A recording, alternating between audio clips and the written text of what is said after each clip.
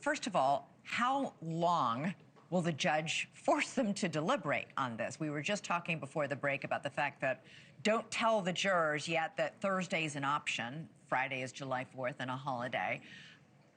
How many times can they come into the courtroom and say, we're deadlocked, we can't reach a verdict? And how many times can the judge say, go back and try again? I have seen multiple Allen charges, and every time I see it, I think it's a bad idea. I think once, you have to deliver it once. When they say we've come to an impasse, you say, go back. But he didn't, the judge did, let's explain to our viewers, the Allen charge, so-called dynamite charge, is that last-ditch effort by the judge to force a verdict.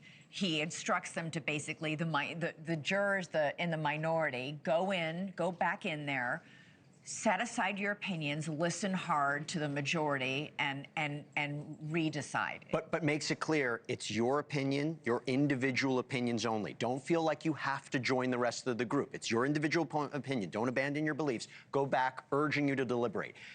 I've seen multiple Allen charges. Again, I don't like that. It feels like sometimes the court is imposing something on the jury. However, they have to do it. They could come back, and we might not hear from the jury all day tomorrow. Now, if they come back at the end of the day and say, listen, we're still deadlocked, becomes a question between the defense and the prosecution and the judge. Do we tell them one more instruction? Hey, we'll give you to tomorrow, you decide. But at the end of the day, if they can't come to a decision, that's it. Now, if they don't come back, they can have as long as they want. Claudia, you're not just a lawyer, you're a jury consultant.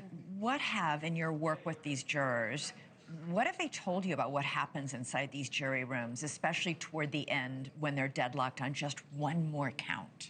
Yeah, as you can imagine, again, it's a group of very diverse people. They're in there arguing. They have spent, as you said, it's been weeks and weeks and weeks of them just sitting there absorbing information. They came in there, they wanted to discuss every single detail. As we've seen, they're very engaged with the evidence. They've asked for portions of the transcript. They keep asking questions.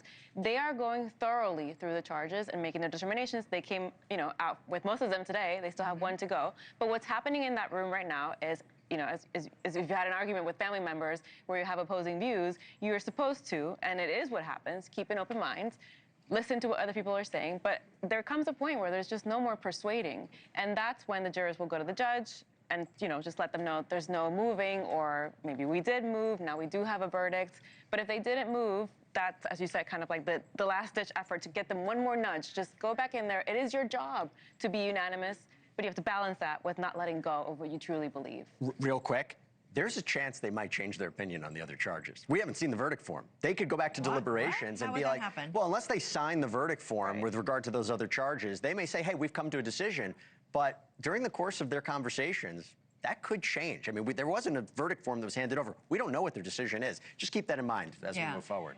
Thank you for watching. Subscribe below and download our NewsNation app right now on your phone, and you will get fact-based, unbiased news for all Americans.